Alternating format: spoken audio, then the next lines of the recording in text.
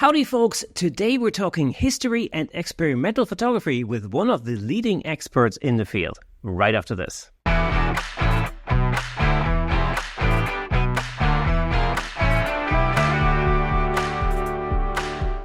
Welcome to Camera Shake, where we bring you the insider scoop on all things photography and videography, giving you a unique opportunity to stay ahead of the curve. As always, I'm your host, Kirsten Nuts, and before we get into it, I've got one thing to ask of you.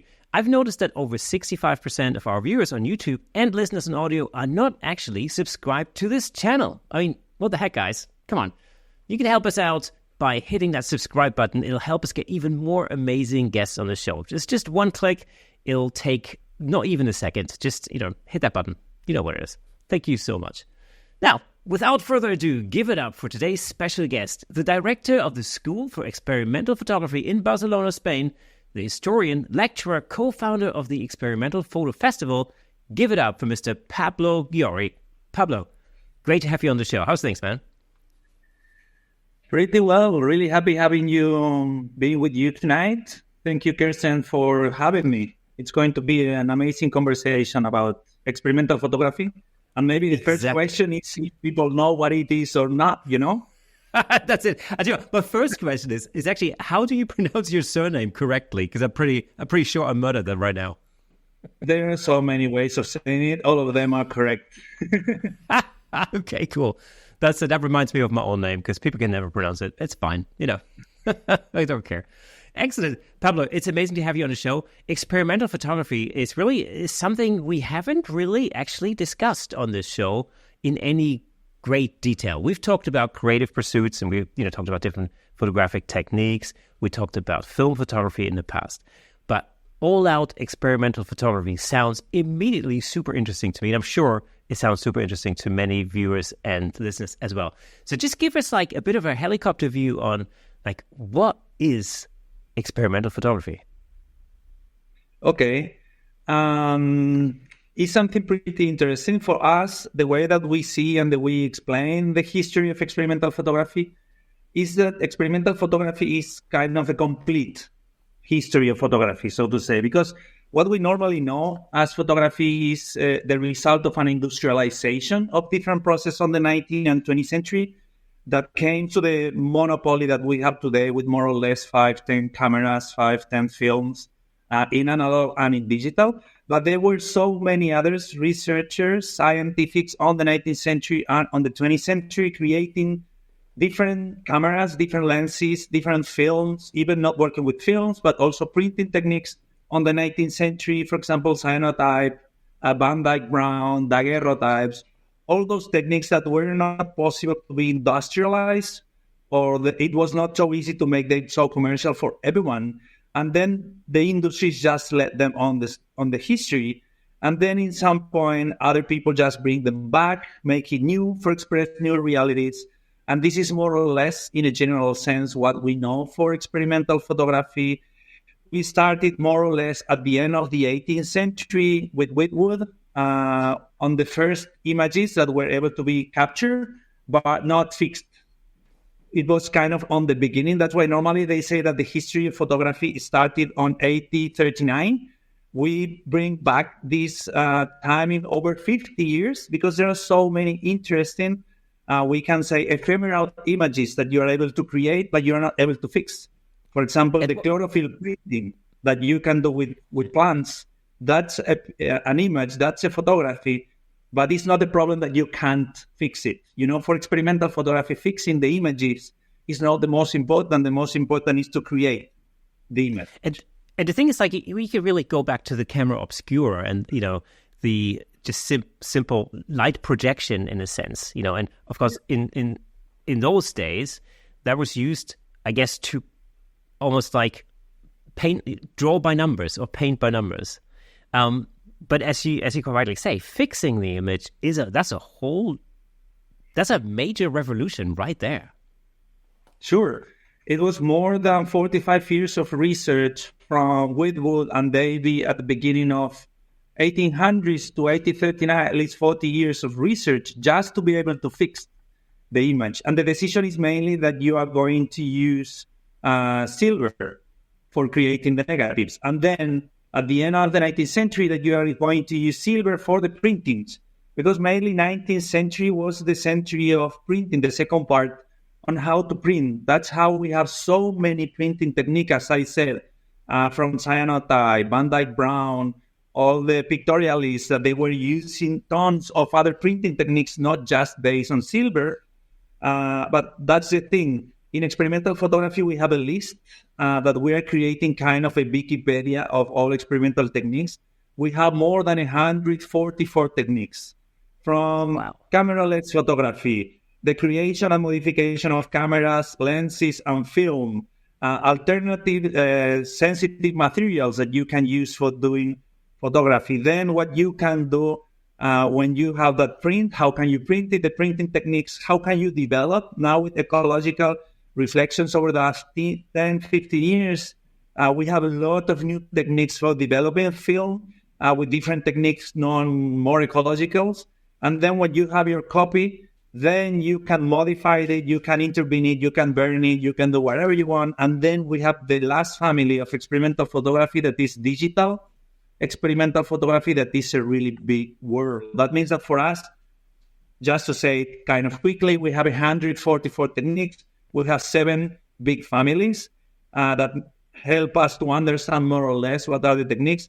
But the idea is that there are so many other things outside of the industry that these creative minds are using today, because they are obviously bringing things from the past, but also thinking on the present. And that's something good, this kind of a mix of the present and the past to recover all the history of photography.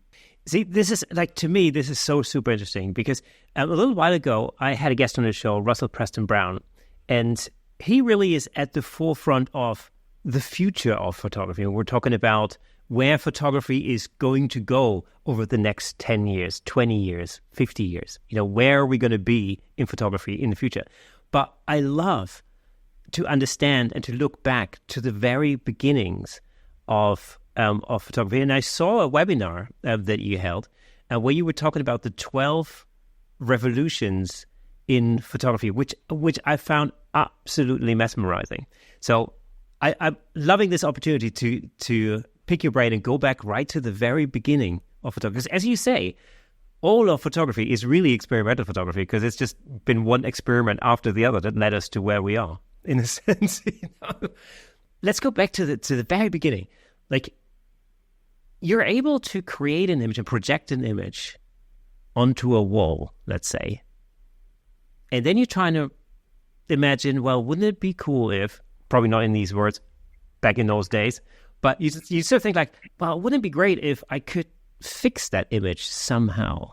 What led people to discover the fact that silver could do that?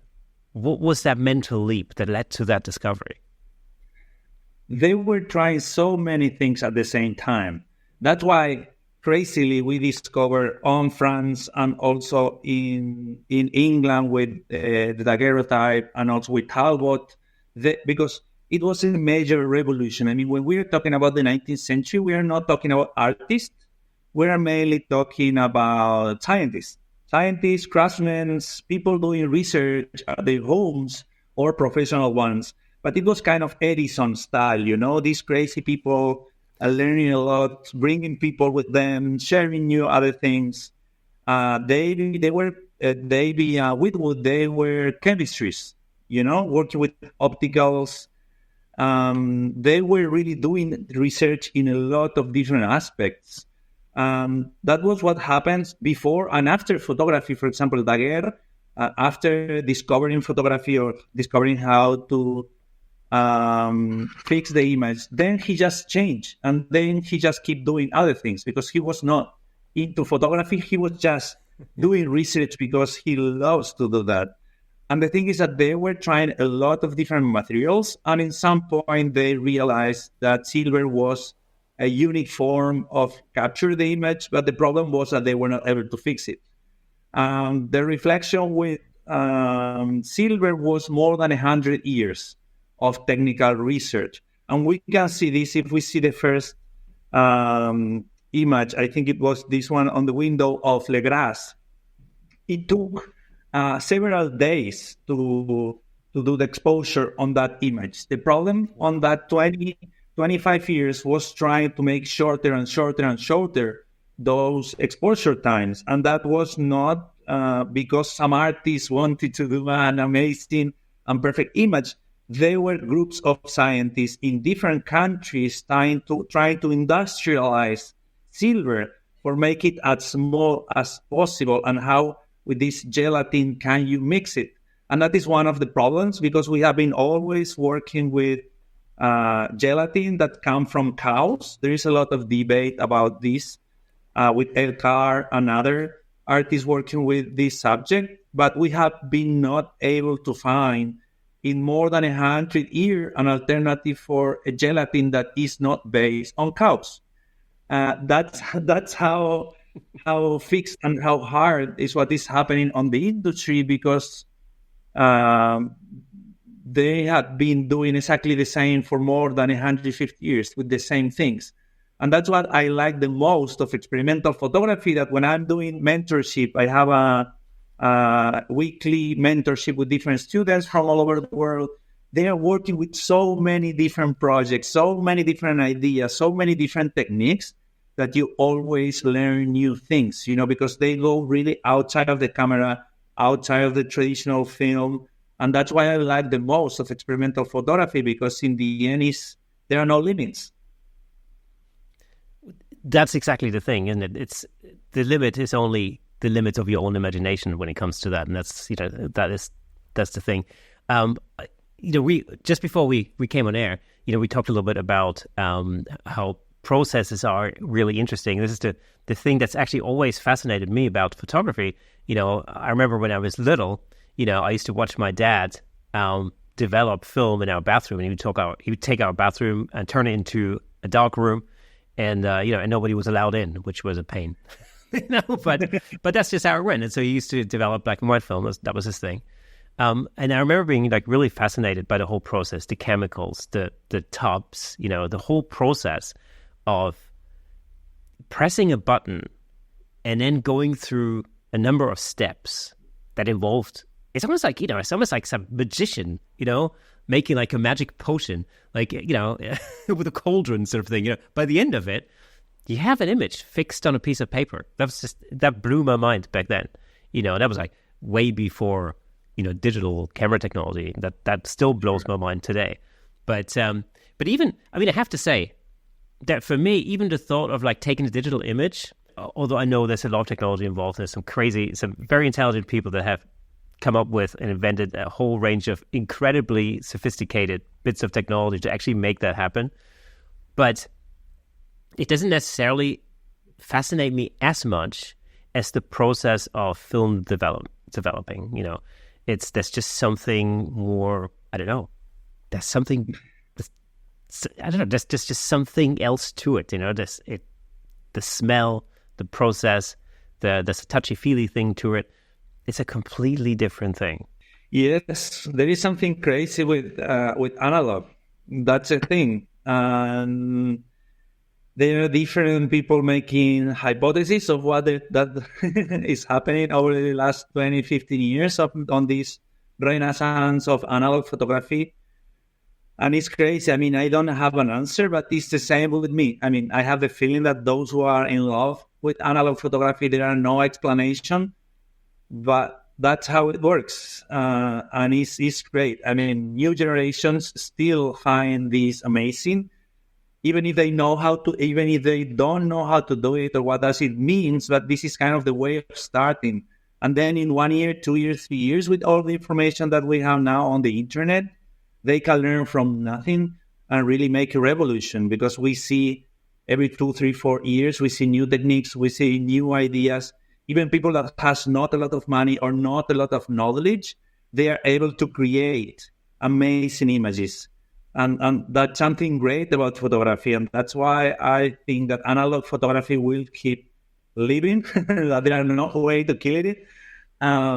Because analog photography, even the basic one, as you said, even the camera obscura is crazy for little kids. If you can do just turn off all the lights and put something really small for them to see an image that you can put with a small lantern for playing for kids. That's amazing. There is something on this idea of creating an image that amazes everyone, and that connects obviously with our most basic kids' feelings, you know. Yeah, and I think there's something to the thing where, we're so used to taking gazillions of pictures every day with our phones, so the act of taking pictures isn't necessarily anything special, and we have this sort of immediate gratification thing where we take the picture and a millisecond later it's on the screen, we can see it and we can do whatever we want with it. That's very, very different from going through a process in order to create an image. And I always think, if I put time and effort into creating something, I will treasure that much more than if it's just a throwaway thing, because I can take 100 pictures, literally, whilst I'm saying the sentence on my phone in burst mode. I can take 100 pictures, and none of them will, in a sense, mean anything to me. And I always find that when I look at the photo gallery on my phone and I realize I've got 20,000 pictures on there, right? And occasionally I scroll back, usually when I'm trying to find a very particular picture, I scroll back and I come across all of these images from 4 years ago, 5 years ago. And I think, oh yeah, that was really good. I remember that, that day out with the kids, or that was a funny thing, or, and then it always occurs to me that I haven't really seen this picture since I took it 4 years ago or 5 years ago. It's because you just can't keep track with the amount of pictures that we take every day, And so I kind of feel that photography has taken on a different role in society compared to what it was like, even what I remember as a kid. The fastest way to get a photograph when I was a kid was a Polaroid or Kodamatic. I remember I had a Kodamatic. Do you remember those? Like Kodak, for a very short while, basically tried to step on the Polaroid's toes, and they came up with their own instant film camera. And I mean, I was little at the time, but my parents got me one, and I completely went into that system, only then to find that they were made redundant, literally within months. So I was stuck with that machine. But that's the fastest way. And still there, you still had to wait for 10 minutes until that picture was fully developed. So there wasn't such a thing. And you only had 10 shots in one, whatever you call it, in one film case, So it wasn't like you couldn't just go around and take tons of pictures. With your expert mind, how would you describe how photography has changed within society nowadays, and what kind of impact does that have on society today? I have the feeling from my readings and everything that we are working with the students for the course that I'm doing on the history of experimental photography also. I think photography has changed. From one side, it has become more democratic. That means that everyone can take pictures. That's something from the 80s and 90s in analog, and it's something from the first digital revolution in 2000, 2010, and now obviously with the mobile phones, that's something that everyone can do. This democratization has at the same time changed the way we see reality, because in the past we were used to write. It was a kind of writing society, and now we have an image society. That obviously has changed everything. We used to go to buy books, and now we go to Instagram. That has changed everything, and also the way that we see things. And I think the result of this revolution, we are really going to see it in 15 or 20 years with the new kids that are mainly educated with this logic. I always remember something that a Catalan photographer said in the 80s. He said that in some point, people will be able to see an image and a photography and tell us exactly the moment of the year that the picture was taken and the time of the day due to the shadow. I mean, that everyone would be literate enough in photography to really understand how light works on photography and on camera. And that's true, because you can really know the time of the year, knowing how the shade is working. But people has not learned that in 42 or 43 years from that moment. And he said in the 2000, he died at the beginning of the 2000. But he says on 2020, I have just left the book ready to print from New York, images without any text. And people is going to understand exactly the book without any word, not even a title. And that is not possible today. This literacy of the knowledge that we have from images has not gone so fast as the literacy that we know for reading kids in school. I don't know if that's because we have not really taken seriously what an image is for teaching in that at school. Images are going to be more and more and more important, and people don't really have the knowledge to interpret and to understand what those images are. And we see that perfectly with experimental photography when we try to say, okay, what is this? What is, I don't know, what is this? Even a Polaroid, or this is a double exposure Polaroid. And people don't really get anything because they don't really know exactly what a Polaroid is. They don't understand how the process works. They are not able to understand kind of the next levels because they have not had the chance to learn more about the images as we know about literature. That's kind of a problem. That what we try to do is, in our case, to teach experimental photography to everyone and let them know a little bit more what an image is. That's a thing, because the image is going to be more powerful in the future than how it is today, and now it's mainly controlling everything. Hey, let me just jump in real quick to tell you about the amazing sponsor of this episode, Platypod. Platypod offers innovative camera support systems designed to unleash your creativity. With their stable, versatile, and portable solutions, you can capture stunning shots like never before. And I'm not just saying that. As the host of the Camera Shake podcast, I can personally vouch for Platypod's incredible products. They've become an integral part of the show. In fact, I'm surrounded by various Platypod products holding up lights, cameras, microphones, and so on. It's really helped to transform the way I make the show and the way I shoot at home, in the studio, and on location. But don't just take my word for it. Explore Platypod's website at www.platypod.com to discover their range of products, including the Platypod Extreme, Platypod tripod heads, and the brand new handle, of course. Make sure to follow Platypod on Instagram and Facebook at Platypod Tripods for exclusive updates, tips, and giveaways. By choosing Platypod, you're not only investing in your photography, but you're also supporting the Camera Shake Photography Podcast. Thanks again to Platypod, our amazing sponsor. Platypod, where innovation never sleeps. Absolutely. I mean, it's interesting, how social media has, sprung up over the last, 10, but nearly 15 years or whatever. And virtually all of it is visual, with the exception of X/Twitter. But really, everything is visual. Even when you take something like Facebook, which basically started as a, almost like a, you write a subject line basically, and images sort of were secondary to that. Even there, visual content is king. So, as humans, I think we're naturally drawn to access our sort of primary sense, which is vision, above and beyond everything else. So, I mean, in that respect, it makes sense.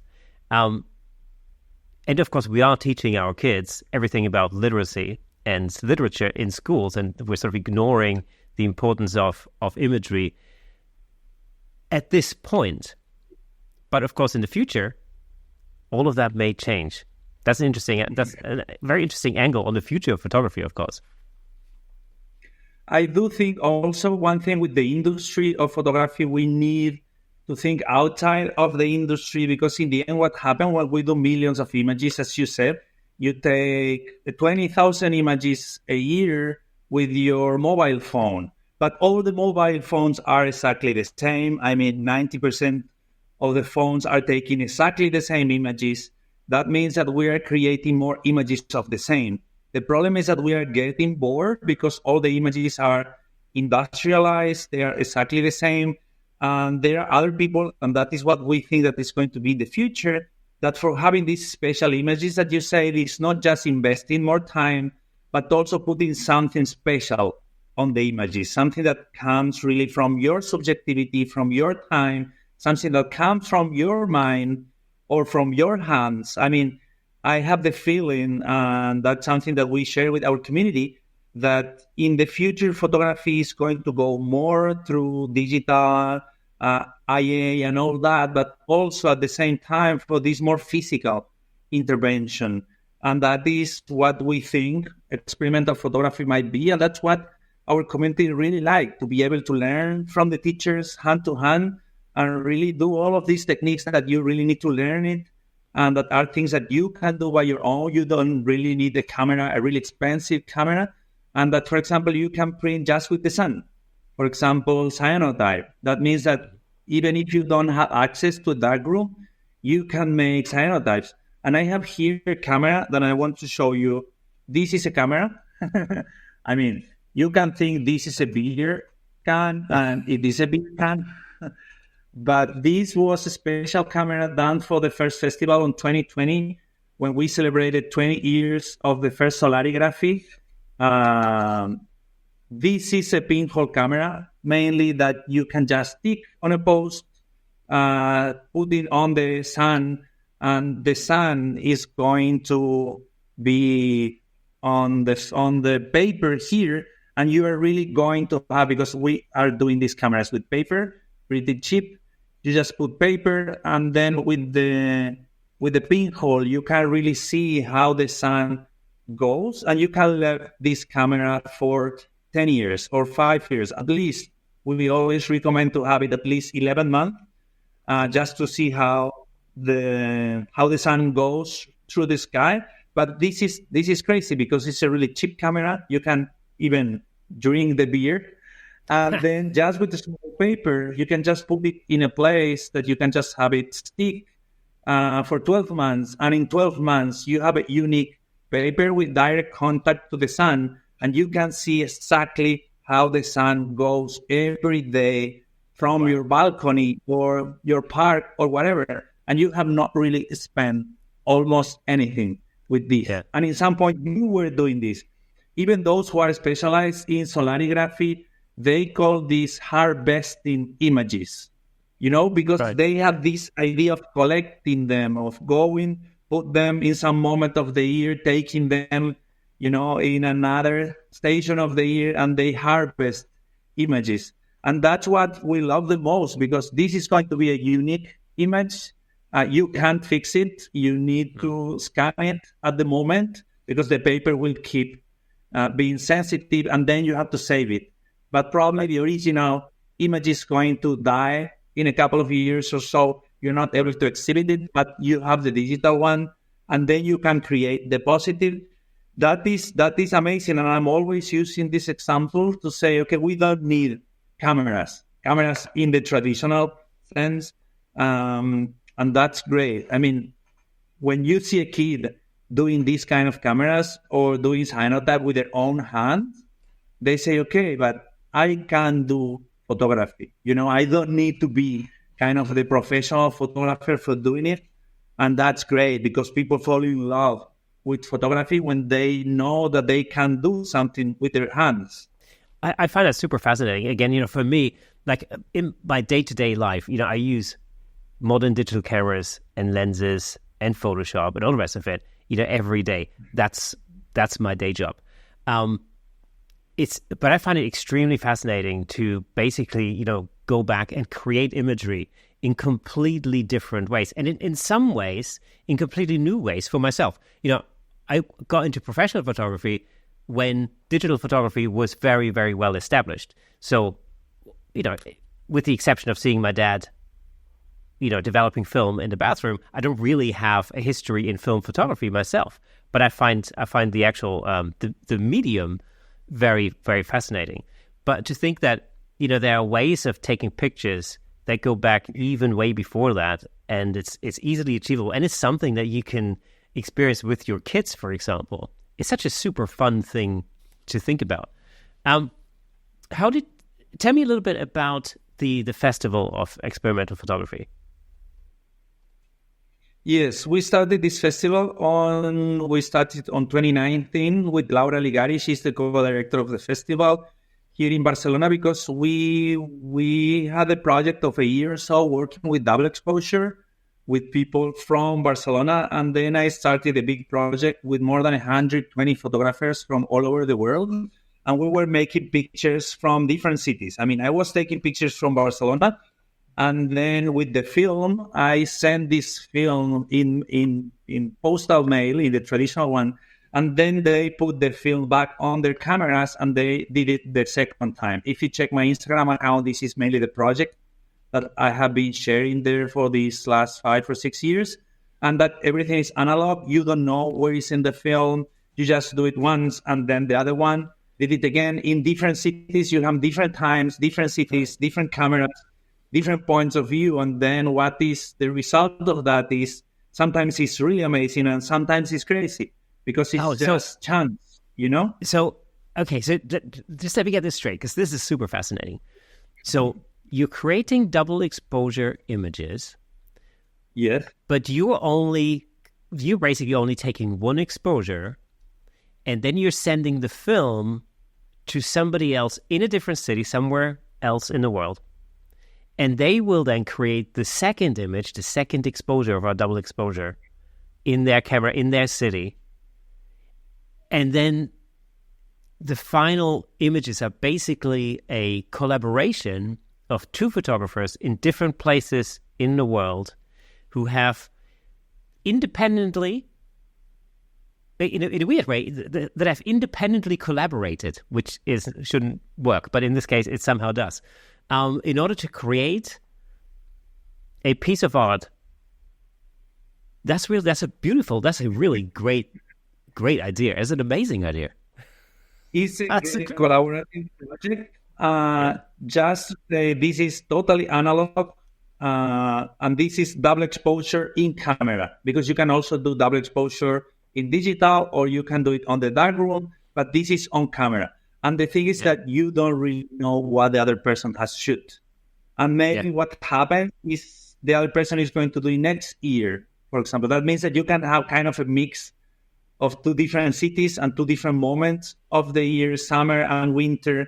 I have a collection from winter and summer that are amazing, because one of them has beach and the other one, I mean, at the same time, one of the images has the beach and the other one is snowing. You know, you can have of the mix of both. And that is great, because that's a result of chance. The only thing that we say, normally, if the images were taken during the night, or for example, if the theme, if they were buildings or plants or portraits. Because if you do plants with plants, makes no sense. Or if you do buildings with buildings, make no sense. The only idea is kind of to mix the subjects to make it more important. This technique is called double exposure by film swap.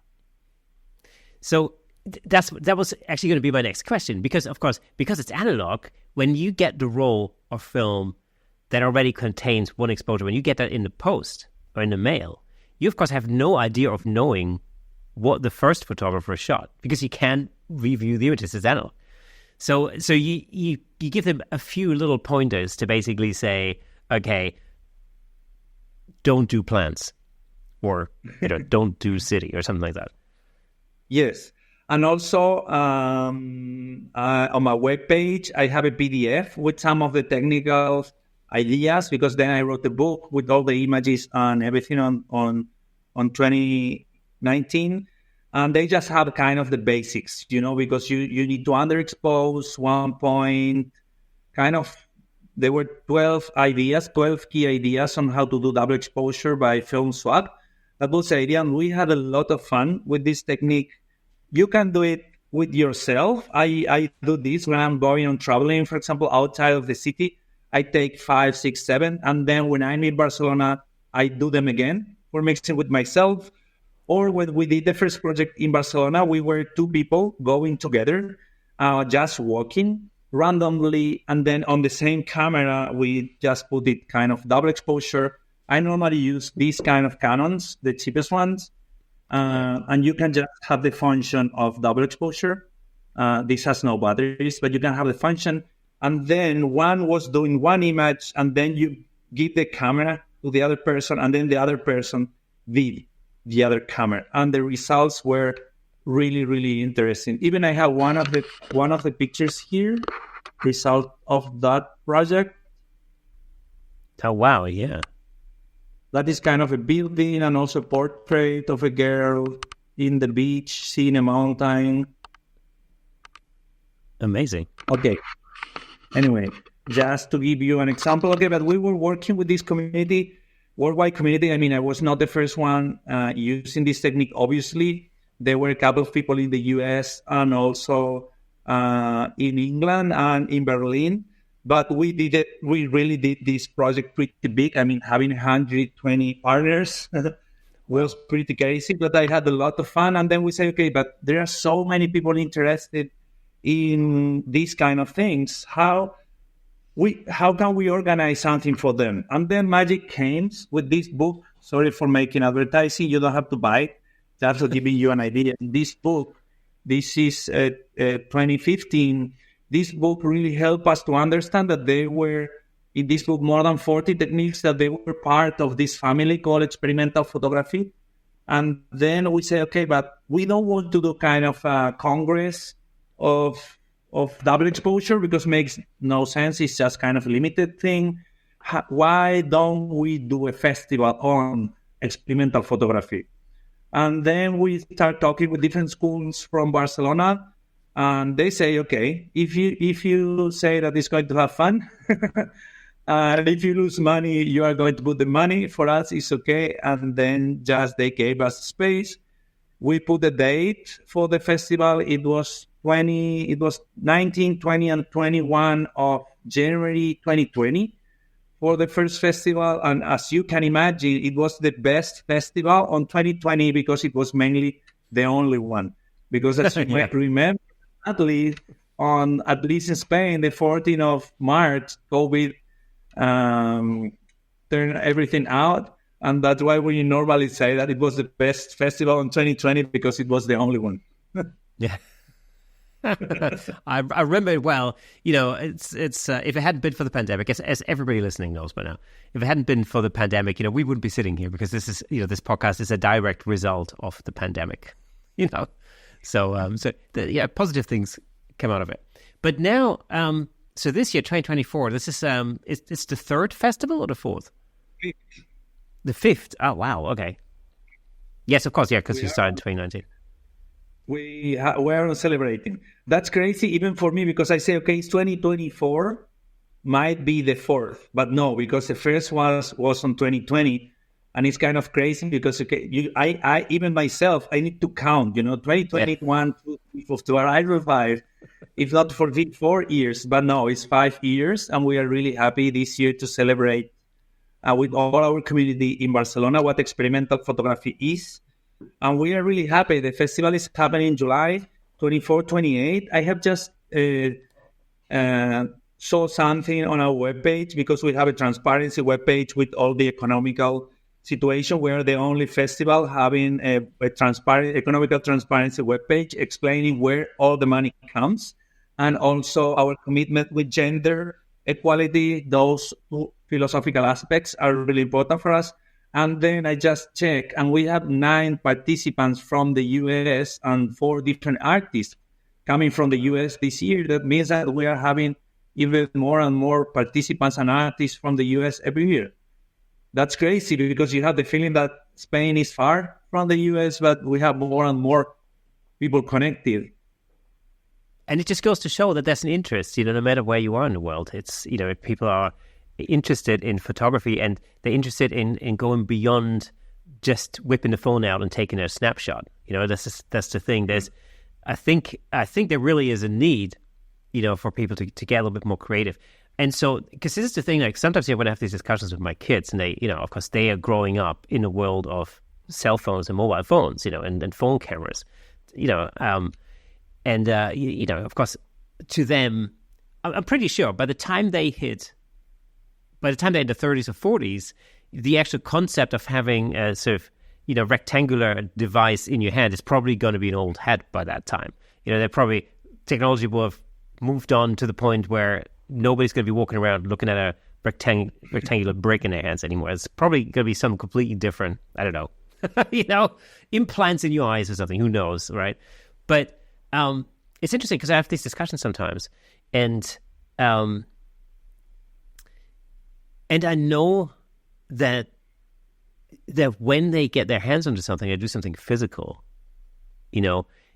that there's a different importance that people give to the end result. It's like I said earlier, with Prince, you treasure it more. It's such a, I think it's an integral, it's almost a human instinct to want to make and create things, and photography is the perfect subject matter for that. Tell me a little bit about the different things that people can expect and do and learn at the festival. One of the things that they are going to have in Barcelona is that we have 51 artists from all over the world. That means that you are going to learn hand by hand with the artists directly all the techniques. I mean, they're specialists on their techniques, and they are going to be doing workshops on Barcelona. We have 52. We are the biggest festival in the world regarding workshop. And this is linked to what you are saying. That's why we're specialized in workshops, because we know that there are going to be bigger exhibitions in Paris, London, Texas, New York. The exhibitions are bigger everywhere, and there is a big industry of exhibitions. But we know that what is important for people is to learn the techniques with the artists, hand by hand, try them there and say, okay, do this, change this. This feeling of being with an artist for 4 hours, for 8 hours, for 2 days, having dinner together, everything that you can learn directly from the artist is something that you are never, ever going to learn from a YouTube tutorial, So true. So true. And that's why we always call the festival a summer camp, because we really have the feeling that people comes here for 5, 6, 7 days with this experience of being 24/7 with the community of artists. That's what I think really changed life of people. And that's the reason why you have to come from the US, from Colombia, from Mexico, or from Australia, that we have people coming from there just for the festival, because they want to learn with the artists. Experimental photography is a niche. It's something really special. You can learn it in our school, online, obviously, but it's not the same than being here, all the discussions that we are having 24/7 together, learning with the artists. And that is pretty special from the festival. And that's one of the biggest part of our job, is organizing these workshops, because you can imagine that we have 10 workshops in the morning, 10 workshops in the evening during 5 days. That means the amount of organization that we need to have for organizing 10 places at the same time is pretty crazy. I'm really happy with the team that we have. We are 14 people working together with this. We are an NGO working with this goal of spreading the word on experimental photography. And that is mainly what people is going to find if they can come to the festival. They are going to have conferences. We have 18 conferences from people here, and also with people from all over the world. This year, we are really happy having Geoffrey Budgen. I don't know if you know him. He's professor of photography in Oxford. He's going to be doing a conference on camera-less photography. He's a specialist. And then we have other 18 conferences that people can see there, or they can see online, because we also have an online festival. We have a community of more than 40,000 people on our social networks and the newsletter. But obviously, the ones that are able to come to Barcelona is a minority of just 300, 400. That means that we started this over also on the pandemics on 2021, doing the online festival with workshops and the conferences. Okay, I was saying, people is going to be able to do the 52 workshops with the artists. They are going to be able to see the conferences directly with the artists. We have a portfolio review. This is pretty interesting, also with 7 galleries from all over the world. We have a curator from the US, from Philadelphia, the Highlight Project, Del Rio, is with us. She's really amazing. It's a gallery just analog photography. They just exhibited analog photography in Philly. We have curators from Italy, from Bristol in the UK, from Bulgaria, from Romania, and also from Barcelona, that they are going to be choosing different artists from those who are part of the portfolio review to exhibit worldwide. And also we are going to have the opening of 21 exhibitions that they are going to be able to see, and a lot of fun. We have a night of experimental cinema. We have a party also with Mediterranean food. I mean, we have from the morning at 9:30 till 11 in the night, we have activities for them to have fun in our summer camp of experimental photography in Barcelona. And it's in Barcelona. I was going to say, that's just, that's the icing on the cake, really. The cherry on the cake, as they say. Yes. Perfect. What do you need a couple of days before or leave a couple of days after to have time to visit the city? Because when you are at the festival, you don't really have time to be at the city. That's why we always recommend to stay more. We know that summer is pretty expensive for coming and staying in Barcelona because it's really touristy, it's pretty expensive. That's why the ticket for the festival is pretty cheap. And also we have a collaboration with the University of Barcelona for having an accommodation pretty cheap for everyone who wants to go there. We have more than 70 people sleeping on their rooms. They have breakfast included. That just makes the summer camp 24/7 full experience as cheap as possible.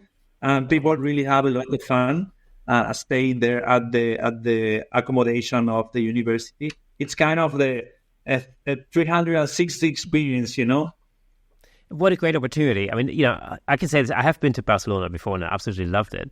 And I can say this, generally for anybody out there, no matter where you are listening from out in the world, it's a phenomenal opportunity to go to one of the most beautiful places in Europe and be able to take part in in a festival workshop, 24/7 workshop like that is absolutely fantastic. Absolutely love it. In actual fact, I happen to have relatives in Barcelona through my wife. So, I need to time that at some point. Summer. Yeah, absolutely. How did you, we talked a little bit about how you came up with the idea for the festival itself. What is your idea for future events? Are you planning any additional events throughout the year? Now we are working with the festival that is happening in summer. We are working with that obviously during the full year because there are so much work. Then we have a school of experimental photography also that is part of the goal of our association. That means that I'm mainly doing classes, the full year of mentorship and theory. We have the pre-recorded workshops. We are creating new workshops that are also going to be face-to-face and live online. We have some workshops for free here in Barcelona with collaboration with some schools. And then we have an artistic residency happening here in summer. The next step that we are working for, we asked for a European community funding for doing 3 artistic residencies, one in Barcelona, one in Norway, and one in Italy every year, working on 3 subjects that are really important for our community, as is ecology, digital imagination, and science. Obviously, everything linked with experimental photography. And this July, we are going to know if we have that funding or no, but that is kind of the next big level that is making these artistic residencies in all these European countries for having the opportunity to create a new community, also to write the book and to make more classes and to know more about these subjects that are pretty important, because it's not so easy to connect with the communities working on the ecological world or the more scientific. And that means that obviously this funding will help us to have more opportunities to contact with them. And that is more or less the future. I mean, we think that at least till now, we think the school, the full year, the festival in July for the meeting of the community, and then having these artistic residencies, I think is kind of, at least for my work now, the amount of work that we can do, because we're as a result of these portfolio reviews, we're having 7 exhibitions worldwide. That means that every year we are opening 7 exhibitions in different parts of the world. We are going next week to Italy, to Milano. We were last year in Norway, in Oslo. Oslo Negative is an amazing festival. If you have not know about them, just check on the Instagram, Oslo Negative. We were there. We are participating in different festivals here, also in Spain, in Germany, in Austria. And then we are part of a community of festivals also in Spain and this European community that we have on experimental photography. That means that we have a lot of work to do. 24/7 we are working, but I think it's really good. I mean, we have never ever thought with Laura 5 or 6 or 7 years ago when we started this crazy experience that this will grow so much, Yeah, it just goes to show there's an audience worldwide, and it really is a thing of beauty that you've been able to expand it like that. Norway is one of the most beautiful places on the planet. I've recently, a few months ago, ran a workshop in northern Norway, photographing northern lights and Viking models and landscapes and stuff like that. So photographically, it's the absolutely amazing part of the world, which really just lends itself to photography. It's just, it's basically made to be fixed on some kind of medium. I think it's incredible how many different opportunities you've created. And of course, I just say that for all the listeners and viewers on YouTube as well. If you want to get any information, if you want to check out the website, all the links are going to be in the description below. No matter whether you're listening on Apple Podcasts, Spotify, or wherever whichever platform you use to listen to your podcasts, or if you're watching on YouTube, again, same thing. All the links are going to be in the description below. So make sure you check out the website, check out the festival. I've had a good look around the website. They are both in Spanish and in English as well. So even if you don't speak Spanish, not a problem at all. And most of pretty much all of the workshops at the festival are taught in English. Yes, the content is more or less 75% in English and 25% in Spanish. Obviously, we are part of the Spanish community. We love having them with us. But as we have participants and artists from all over the world, in the end, the language that everyone's more or less speak is English. And that's why we are mainly doing activities in Spanish and English, mainly in English. Last year, we had different activities for the debate of the communities. We have German, Catalan, French, and Italian. But it was the only time that we did kind of round tables for them to meet and speak in their own language. The results were pretty incredible. But normally we are working with English, and that's kind of the language of our community. And also in the School of Photography that we have, Agora School of Experimentation, everything is Spanish and English. Normally, the artists do their work on their own language just to feel free and better talking in their own language, and then we translate everything and we YouTube, and then we control, obviously, all the subtitles. But we really think we have found a good way to spread the word of the content, because there are other schools, or there are no other festival, but there are other schools teaching kind of alternative photography or other things. But the difference is that mainly those schools are done by 1 or 2 or 3 people. I'm not going to give you names, but this is kind of what we have found. Something good about our community is that you can learn directly from the artists. And that is because we have been working over the last 5 and 6 years with all those artists. It's pretty natural for us to ask them, do you want to do a workshop? Just explain what you know. Just connect with the participants and teach them how you have arrived here. Teach your technique. It's not someone that is learning and then teaching you what this person has learned on YouTube or the school. They are reteaching again the concepts. Our classes and the workshops at the festival and the conferences are given directly for those who are specialists in their areas. And that's why I really think the content that we have been able to create is not just what we create as an organization, but what the community has created. Because as you can imagine, we don't have a lot of money. I mean, we are not a big enterprise, nothing close to that. But there are a lot of artists saying, as the same Geoffrey Budgen, this artist that I told you from Oxford, he said, okay, I don't want you to pay me, I don't know, 200, 400 euros. Just keep the money for the festival, make it bigger, make it better. And that's it. That's what I love the most, this feeling of community. That is something really hard to find in the days that we are living now, that we see, even in photography, we see it every week. We have different examples of people just fighting between them because they want to know more, they want to stay more, they want to be there. We don't like those kind of things. We are really happy with this community of people that they just want to share. Even as you can imagine, someone coming from the US or a professor coming from Australia, they are losing money coming to the festival because we're not able to pay a plane ticket from there to here, 5 days of accommodation, food, also budget, what they have to be paid. Everyone is investing something to come to the festival. And that is really amazing because the energy that people put on this project is great. Even the workers for the festival, they are not being paid. Biggest part of them, they are not professionals doing what they are doing. They are helping in different aspects.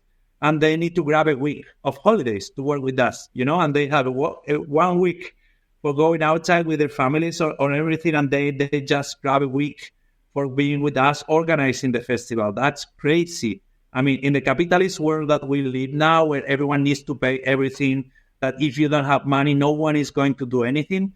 Just listening, someone says, okay, I want to be a volunteer. I am just going to grab a week off and I want to be with you. That's crazy. I mean, that's magic and that's crazy. And also people saying, okay, I'm coming from Chicago, I'm coming from Colombia, I'm coming from...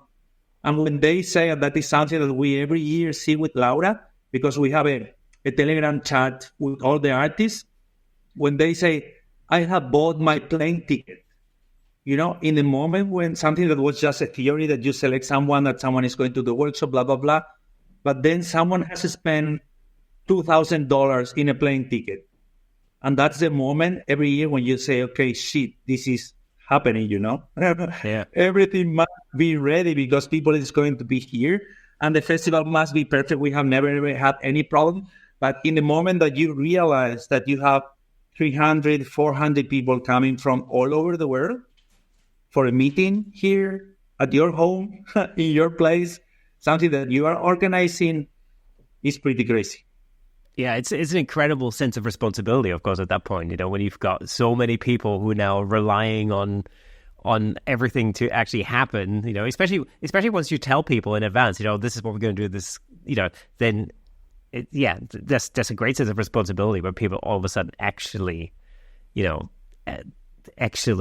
turn up. And I remember, running a workshop, like I mentioned earlier, running a workshop in Norway. It's the first time we ran this workshop. A friend of mine, David Williams, who's the world's foremost expert on Northern Lights photography, for example, and so we were running these workshops together. And when people started signing up for those and actually paying quite a lot of money to get themselves from North America to, the Arctic north of Norway, you get realize, oh, shoot. Now, what in your mind, it's like, well, what if it's cloudy for the whole 5 days and we don't see any northern lights? Like, there are certain things we just can't control. And of course you go through these things in your head and you think like, oh, what if that happens? What if that happens? But I feel like this is like where my experience as a professional musician has really helped me, because before you go on stage, a lot of stuff rattles through your mind, and you go like, oh, I hope I remember to play this part right, and I hope I remember this and that's that, and that's like literally, if you think, throughout the course of a 45-minute set or even an hour or an hour and a half worth of music, you have to remember a load of stuff. That's a lot. It's a lot of notes to play, And so you're constantly thinking, what if, and I have to remember this, and then I've got to remember this, and then what if I forgot to do that? But the minute you step out into the light, you're going to have, this is what I've learned, you just have to let all of that go and literally just rely on your ability to do this thing, and then just put yourself into the hands of the universe and let it be whatever it'll be, and sometimes things go wrong and sometimes things go perfect, and this is just how it goes. But I remember the moment when people started to book on the course, and I'm thinking, wow, okay, now we really have to deliver. And problems occur. We had days where it was cloudy. The first, I think, it's a 5-day workshop, and the first 3 days were really cloudy, really overcast. And we're thinking, man, these people have flown around the world to see and photograph the Northern Lights, and all they get a good look at is heavy cloud cover. It's like, oh man, what a disaster. But but Dave Williams, being the expert that he is, if there was a hole in the weather, if there was a hole in the clouds somewhere within 120 miles, he would know where it's going to be, and he would find a way to get us there. And we did do it, and everybody in the end managed to get amazing images. It just goes to show sometimes you just have to rely on the process. That's the thing. It's just how it goes. But yeah, so again, all the links are in the description if you're interested in joining Pablo and the team in Barcelona this summer. It's a fantastic opportunity. Check that out. Now, I'm interested in the school itself. Just tell me a little bit about how the school itself works. You mentioned it's predominantly online. How does it work? Yes, everything is online. I mean, we are doing some workshops in Barcelona that is kind of an exchange with a school for different things. But mainly the school is everything online. We are doing some changes for the next year. That means that if you get into our webpage, mainly it's not exactly the same, because now we are going to close the school to work just for the festival, and we're starting again in September. That's how it normally works. But if you get into our webpage in September, so what you are going to see is that we have a year-round program for kind of a diploma on experimental photography. I want to explain this because it's kind of the easiest way to understand the different contents that we have. Then, if you do that, you start with a 6 months program you have 2 months of exploring experimental photography, that you have kind of 20 techniques. We have a class every month with myself for introduction or for mentorship of the students, or for the presentations of them. They are doing presentations every 2 months. Those who want obviously present their work. And then they receive every week, they receive a class about a different technique or a different subject. Mainly, they have workshops, 1 or 2 workshops with the professionals on those techniques.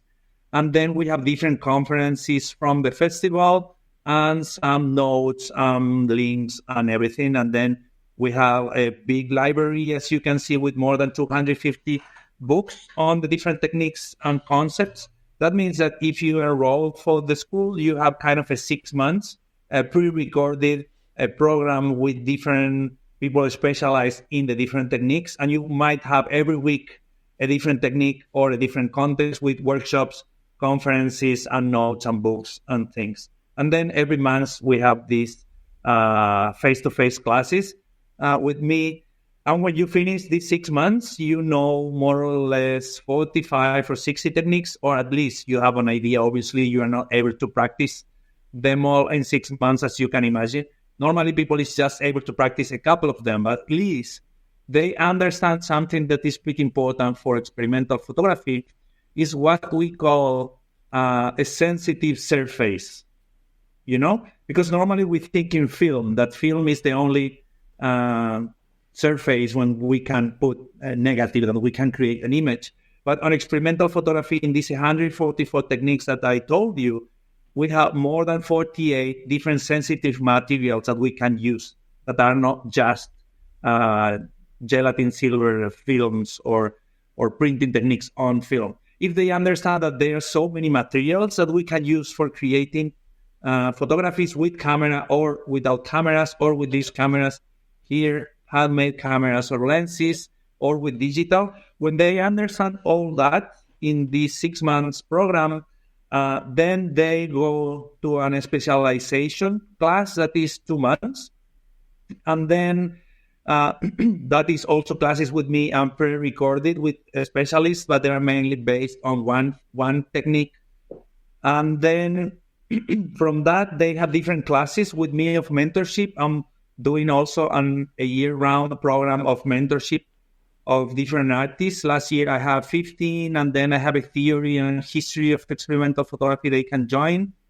And then in the end, they have 2 sessions with me, and then they present kind of a final presentation of what they have been working, and then they can receive a diploma on experimental photography. It's not kind of a university thing, but at least it's kind of a little bit of certification that all the knowledge that you have. That means that if you think we have a lot of different techniques that are pre-recorded, because the professors also, they don't want to teach the same 20 times because it's boring in the end if you're teaching kind of the basics.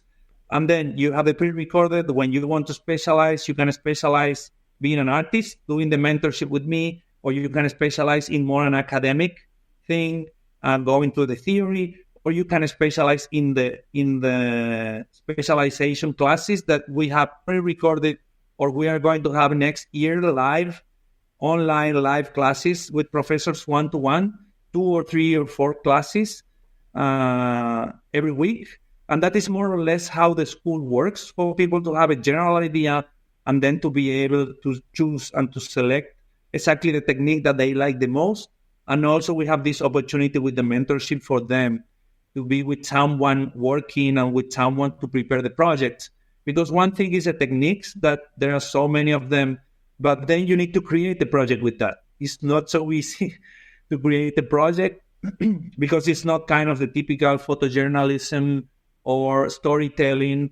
There is pretty hard to understand exactly the meaning of a technique. For example, if you're using cyanotype that is blue, that is ecological, okay, you need to use cyanotype for those kind of projects that are linked with that. If you're working with something more instant, more spontaneous, for example, you can use techniques with Polaroid or instant cameras. This is a burning portrait of myself, for example. But in those cases, it makes sense, to work with the more instant, or that's kind of the way that you kind of link the technique that you are using with the message that you want to explain, and also the way that you are creating your project. And then if you want to do a book or you want to do an exhibition, then I'm teaching them more or less how to organize and to make a story with this, and how they can try to be more successful on how to present this project to different galleries. But we try to be on all of the aspects of what our community needs from the beginning. Our course on exploring experimental photography is just 50 euros. That means that more or less everyone in the world can really join and at least have a general idea of what experimental photography is from the beginning, and have a class with me where we give a brief history of experimental photography and the techniques. And then if they have the opportunity, they want and they have more money, obviously they can get more deeper. But our association really wants everyone to know what experimental photography is. That's why also we are talking here, having fun, but also to explain your audience and our audience that always needs to know more what experimental photography is, because people get a little bit mixed sometimes with concepts. And I just want to show you, sorry for talking too much, but this linked me with another concept. It's okay. That I want to tell you. Here I have 4 different books. These are historical books. This is creative photography. This is Croix, 1964. You can find a lot of books of creative photography that they are teaching the same techniques that we are teaching. That's because in the 50s, subjective photography, or in the 60s, creative photography was mainly experimental photography. It's the same happening with alternative photography, for example, that is a really well-known concept. In the Anglophone world, they normally talk about alternative photography when they talk about experimental photography, and the same happens sometimes with this, for example, this contemporary photography, 1977. If you read the techniques are exactly the same. The creative techniques that they are using exactly the same. That's why sometimes we have the feeling that experimental photography is something really special, but in the end, it's a big family with alternative creative photography or contemporary photography. We are kind of cousins and friends and family, and we are mainly talking about the same, different, trying to recover all those techniques on the history, trying to work a little bit outside of the industry, trying to think new images when we have the feeling at least of putting something special. from us and part of our subjectivity of working with our hands.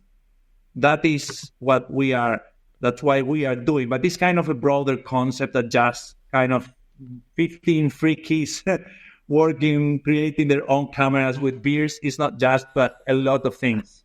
That's what we try to teach in our school. You touched on a number of really important aspects there, that I absolutely love. First of all, I think it's really important to, to pass these concepts on and to teach those things because, like you said, for a number of reasons in the world that we live today and the technologies that we are using today that our children are used to and growing up with, it's easy to forget that there are other ways of creating, things that may be 100 years old or 150 years old or maybe just 50 years old. But it's important to kind of pass these things on so that, people learn from that. Now, the other thing I thought was really interesting, this is something I absolutely wholeheartedly agree with. You said that when, you teach a particular technique, a particular concept, and then what you get people to do is to come up with a message and to create a body of work and think about not only the technical aspect of it, that's what I usually call technical photography, but also to think about the creative application of that and the message behind it. I always call it the raison d'être for whatever project it is that you do, the kind of what it is that you're trying to communicate with that, with that body of work. Because I know, there's this thing like, I often talk to people in camera clubs, for example, and a lot of people do these 365 projects, where you basically go and you take a picture every day. And that's the thing, for 365 days, take a picture every day. And I think, there are positives and, there are pros and cons to that basic concept. The pro is, well, you go out and you get involved in photography every day. That's amazing. That's fantastic. That's great. And you can do so many different things. You can maybe try some black and white one day, try, I don't know, a Polaroid, instant photography one day, and then try something else the next day,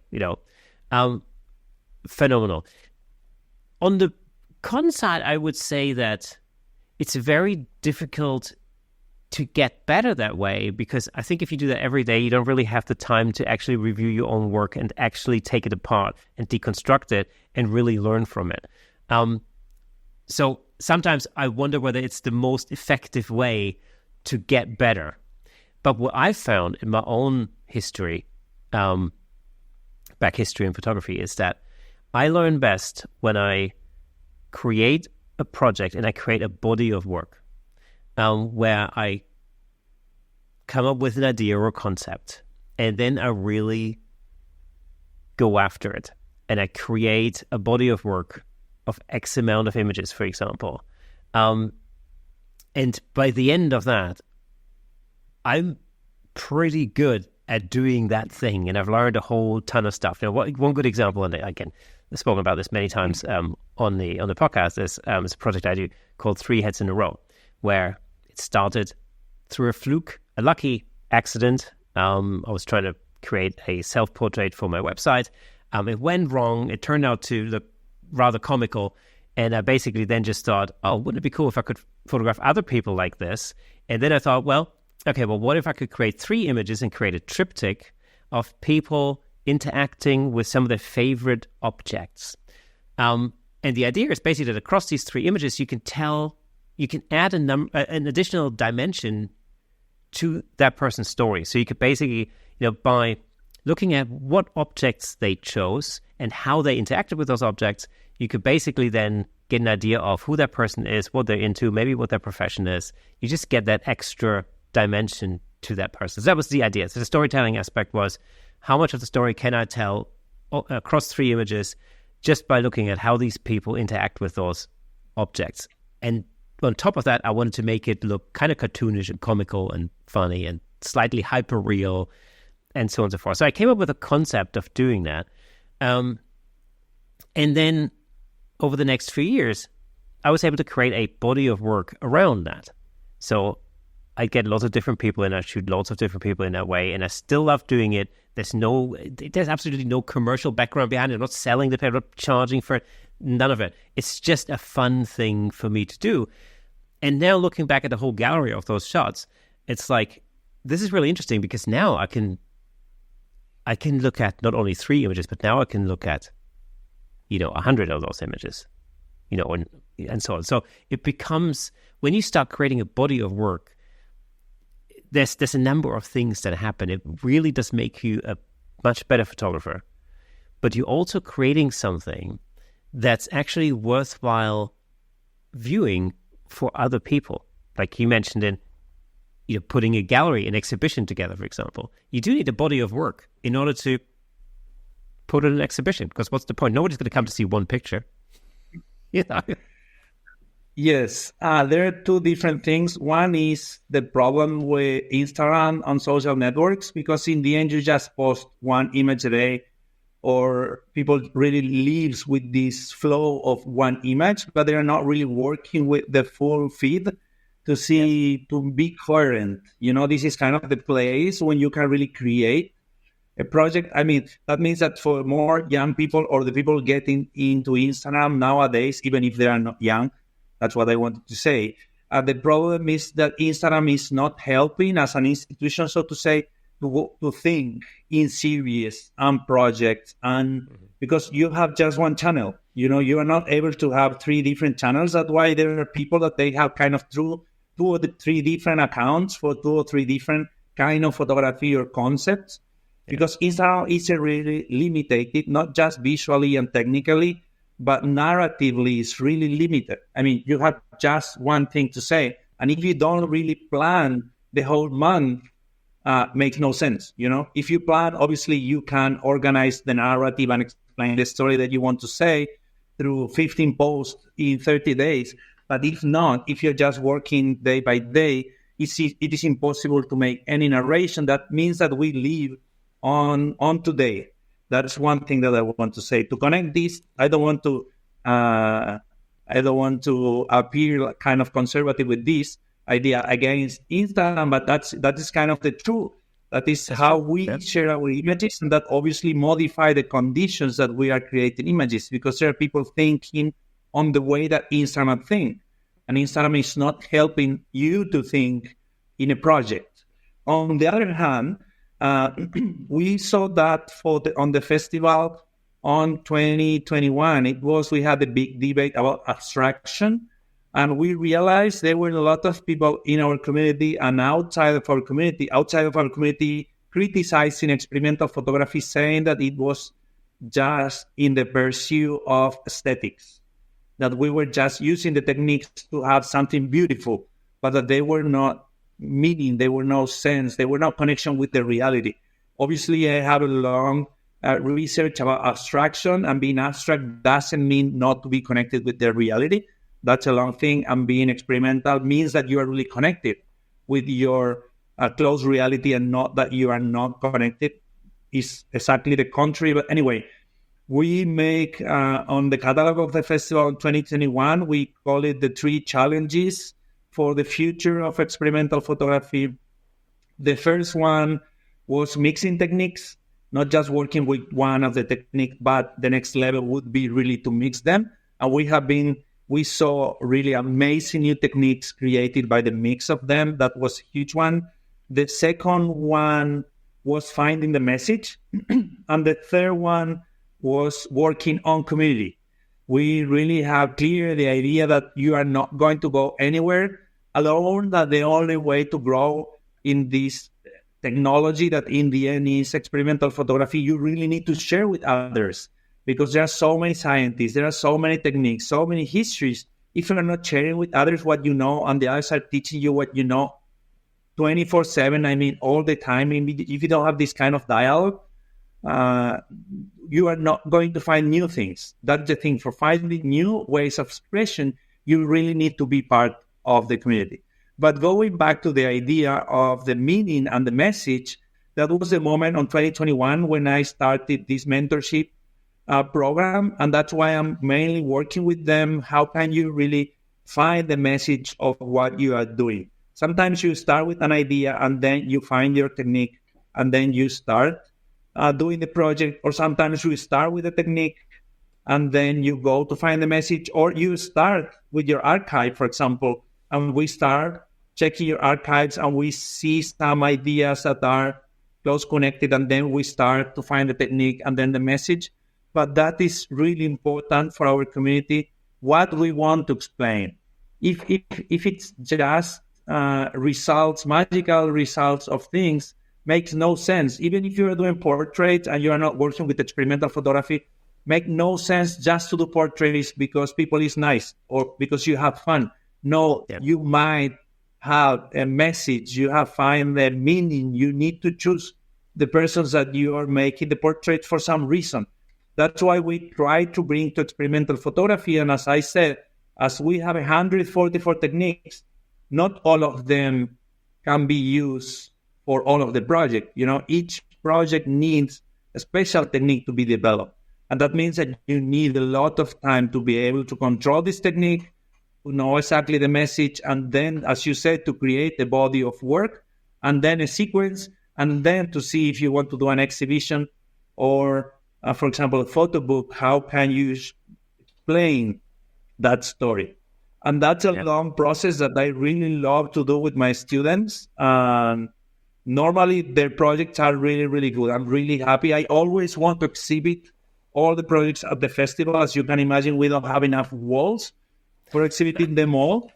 But I really like what we are creating with the students because of this, the connection between the technique, the message, and the result. That is something special for experimental photography because we have so many techniques.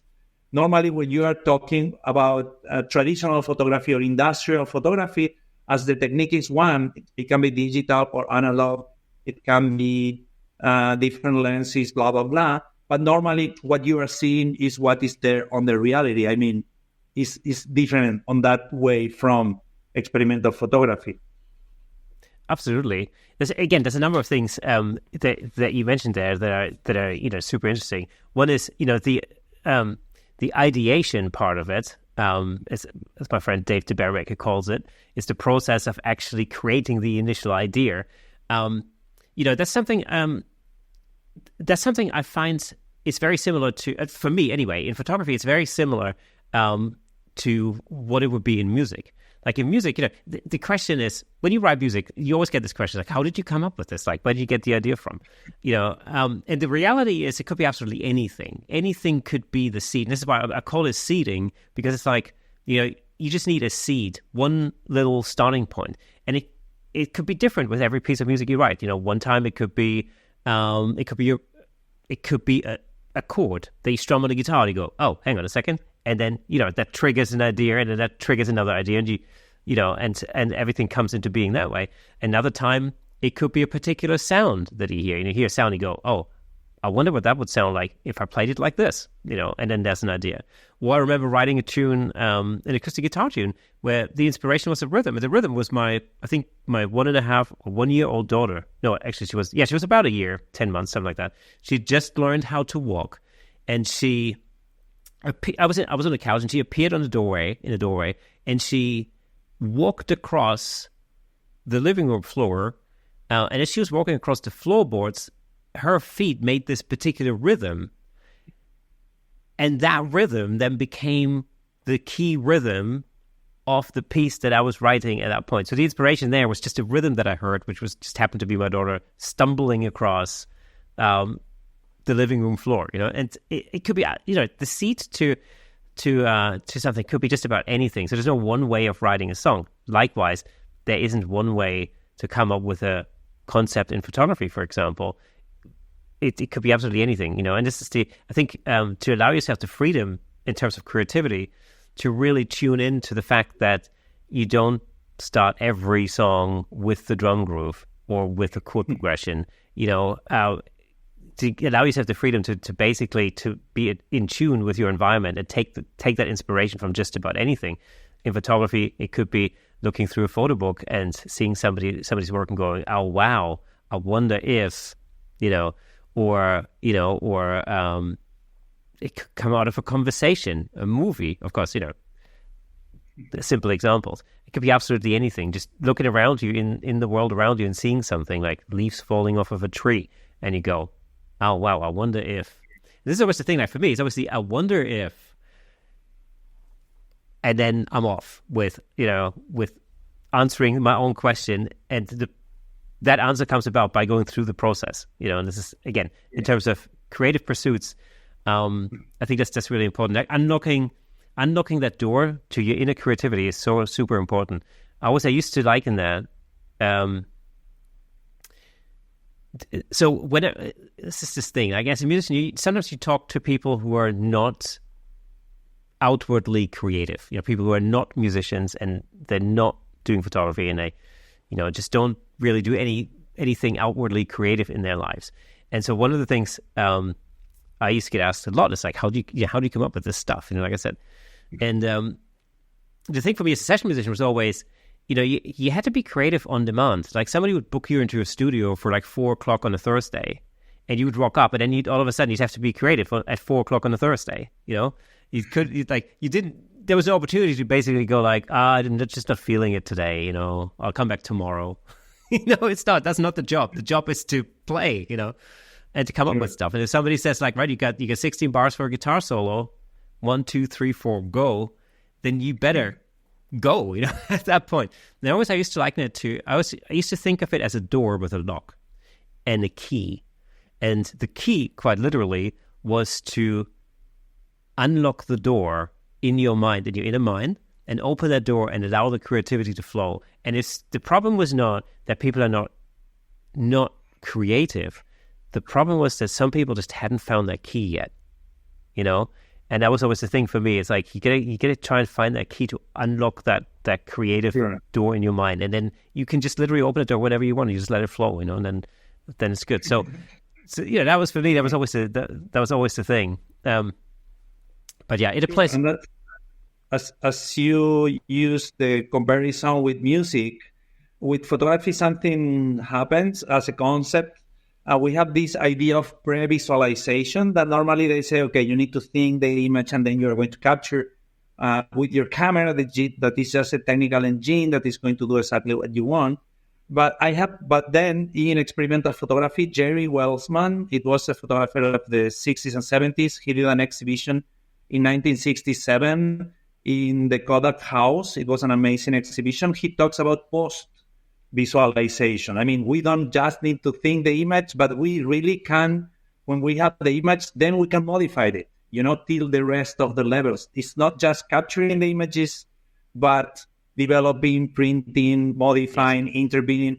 And it's the same as you said with music, because as you said, you are doing a tune. I mean, you are pre-visualizing this tune. You are able to capture, to make the first movement, the first ideas, the lyrics, but then you have a band. That band also is going to give you more inputs, and then you are going to create someone with others that maybe is going to be with your name, but in the end is something that you create with other people and with different parts of the technique. With photography, it's the same. We need to recover this variety of different instruments that we have in photography, not just taking the picture, but the rest of the things, because there are so many creative possibilities, even in just changing the way we develop the film. Even nothing else, but you can develop a film with coffee. This technique is called cafenol.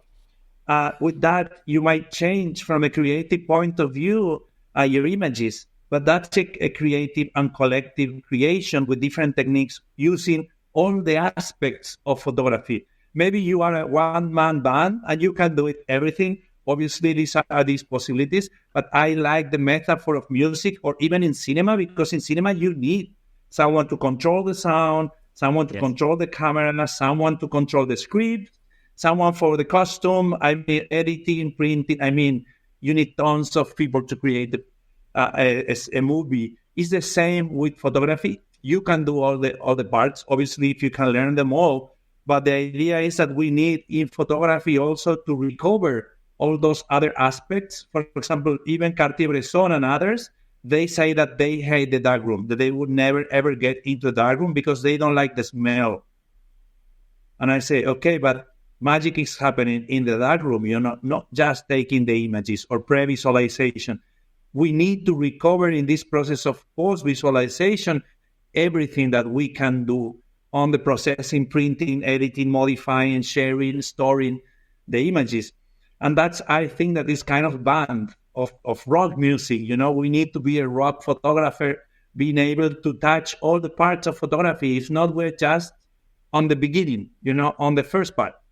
We are losing all the rest of the part of the process.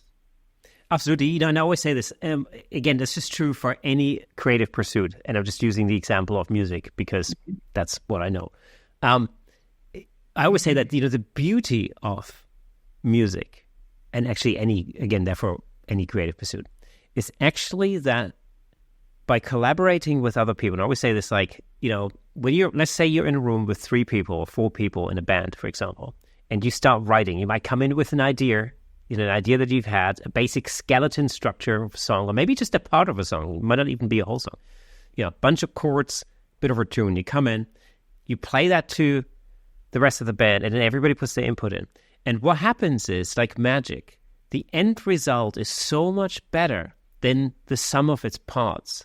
This is something that you can't control from the outset. There's a bit of chaos theory in there because, you just have no idea how somebody else is going to react. And, and the same thing is true, like I said, with any creative pursuit, photography being one of those, where when you start working collaboratively with other people, there's an element of magic that really happens when people put their heads together and they start creating together. And this is really the beauty of any creative endeavor, is really that you give up control in a sense by collaborating with others, but the end result is going to be so much better than anything that you could have imagined from the outset. And this is sort of like where I still look at these things, like these moments, with almost like childlike naivety, where I'm thinking, wow, I can't believe this just happened. Like, how did this image come together, And the thing about post-visualization that you mentioned is super important. I teach it every time I teach portrait photography, every time. So to me, the part of taking the image and the part of then post-processing the image, to me, it's one big whole thing. And so the way I sort of teach it is, in a nutshell, I basically say, well, when you're taking the image, you need to already be aware of what's going to happen in the post-processing stage, because you then specifically take that image you basically shoot for the edit. So there are certain decisions that you have to make in the image taking process that will directly relate to what happens to that image afterwards. And it might mean that you might have to take some very specific decisions for that reason. And I always explain it this way. So as a musician, as a guitar player, I have to bring guitars into it. That's just what I do. The way I always explain it is like, and I've done this actually in presentations where I actually brought a guitar amplifier and an electric guitar in. And I basically gave people the example. I said, like, look, this is an electric guitar. If I don't plug this into the amplifier, it actually makes hardly any sound. If I play the strings, you can barely hear it. It's super quiet. It doesn't sound very much like a guitar. Actually, it sounds pretty horrible. It sounds twangy, and it's not what you imagine when you imagine the tones of an electric guitar. It just sounds completely different, right? It doesn't have anything to do with it. But if you look at the amplifier on its own, the thing doesn't do anything. It's an inanimate object. It's just a box with a speaker in it. It doesn't do anything. It doesn't make any music. It doesn't sound like anything. It's just a silent thing that just stands there, right? But when you plug the guitar into the amplifier and you start playing, that's where the magic really happens. So each one of these things cannot really exist without the other. But when you put them together, there's like a magic spark that happens. And, that's where all the beautiful music and guitar sounds and tones that we love, from jazz guitar to Eddie Van Halen, and everything in between. That's where the magic happens. And people can give it individualism, because you can sound like George Benson, or you can sound like Eddie Van Halen, or you can sound like, I don't know, death metal or something, whatever it is that you want to do. That's where you can give it your individuality and your creative input. But it really just means that you have to think of it as a comprehensive whole rather than as individual parts, because the individual parts within themselves don't really lead to the end result. It's when you put everything together, that's when the magic happens. Sure, and also if you're working with others, that's why it's so important. Yes. When you were talking, I remember this documentary, kind of a pretty long documentary, 16 hours or so, about the Beatles. I think it was called Get Back, and it was kind of the day by day, how they were recording, and then they get into there and they just say, ping, ping, ping, ping, ping, and magic starts.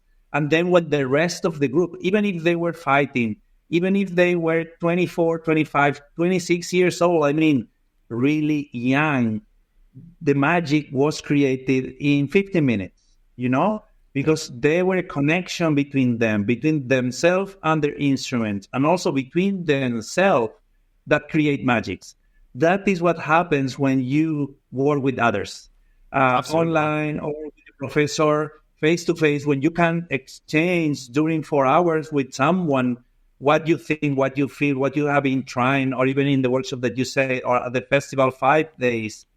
Those are the opportunities that can really change the way you see reality and your own work, when you have the time to slowly speak about what you know, what the other know, and try to create something. That's kind of the spark in the moment. Then you say, okay, but can we mix this that you're explaining to me with this that I have done, because I'm a macrobiologist, can we mix this lens with this camera? What would happen? And this is really when you are using all the information that we have of the history for creating something new. And that is great. And that magic all just happens when you are open to share with others, and that when you have a community of creation. And that's why we all the time work hard for bringing to all the people that wants to join our community, to be part of the community and to learn with others. We're sharing everyday artists in our Instagram account with different techniques for people not to give us likes. That's not our goal. Our goal is people to get inspired and also to be able to contact them. We always say, just send them a message on Instagram saying, hello, how can I do this? I like this. What's the concept? What's the idea? Start a conversation. That was at the beginning of my project that I told you. It was called Film Swap Worldwide, this project of exchanging films all over the world. That's how that started. I just met a couple of people that were doing that technique, and I just said, okay, how can I join the party, And they say, okay, do this, make a film and send it to me. This is my address. Okay, in a month I'm going to send you a film. Just prepare another one and send me, and then we were sending. And that's how the party started, with the conversation, with a message, just saying, hey, hello, let's go, let's do something. How you are doing this? I think that I can help you to improve this with a new idea. We can just try it. And that's the best of our community, of people wanting to share and to learn and to be with others. And that's kind of an invitation to everyone in the world, not just to join our community. I mean, you can join the community that you want, but feel free to connect with others, because that is what is going to make your work much better. Not being a soloist, but playing in an orchestra of photography, because you're playing on the same rhythm, on the same symphony with others. You know where you are going, makes sense. If you don't feel comfortable, if you don't have the strength to keep working, there will always be someone trying to help you, even with energy or inspiration. That's why we need to work with others. That is something that we have learned from our community, and that is something that we try to put in all the things that we are doing. That's the only way to have energy in the world that we are living today, for keep working hard and fall in love with photography every day.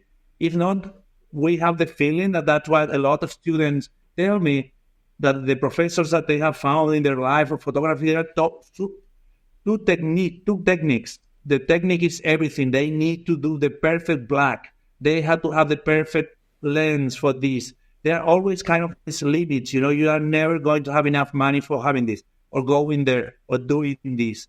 No, you need to find the love for photography, for sharing with others, and try to find what you like. Even if you don't have the money, even if you don't have the lens, if you have an idea, find someone else to share it. Let's do something together, And I don't want to get longer with this, but and the book that I wrote about this book, I use a metaphor on the introduction saying that photography is a bridge.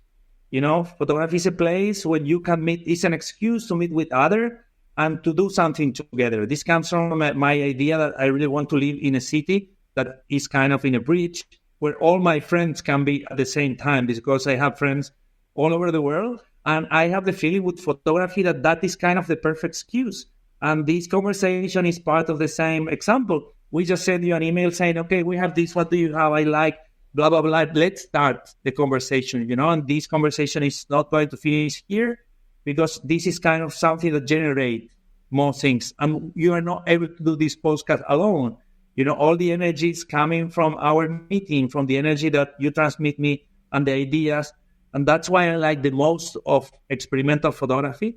And that is what I don't like about more traditional photography, of this idea of the artists, that they are working by their own, that they are genius, that they are masters, that they are the only ones doing it. From our side, the best is working with others, find your energy with others, exchange, share, show what you are thinking, and let's have fun together. That's the most important in the end. Photography is a bridge. Absolutely. And, there's so many opportunities. Actually, when you start looking around, there's so many opportunities to, get involved with others in photography, whether that's camera clubs, for example, or whether it's trade shows. It's one of the things I keep telling people is, there's so many opportunities for us to go to the photography show in Birmingham, or actually it's going to be in London in 2025. It's an amazing opportunity to meet other like-minded people, to learn, because there's so much free education available. That's phenomenal.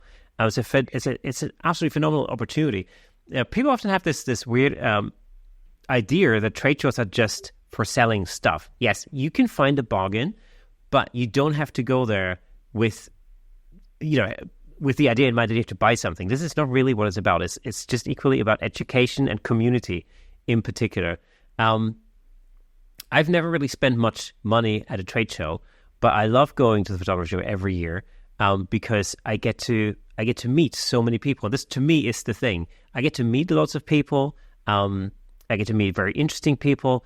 I have the opportunity to broaden my mind because I end up having conversations with people about all sorts of different aspects of photography and image making, and I always come away from that thinking, man, I've learned so much. I've gotten to know so many interesting new people. I've learned so much, and it always has it can only ever have a really positive impact on my own photography. And so my advice to anybody out there is take these opportunities. Those opportunities are around you, whether it's the Festival for Experimental Photography in Barcelona, which I'm sure is going to be an absolutely mind-blowing experience.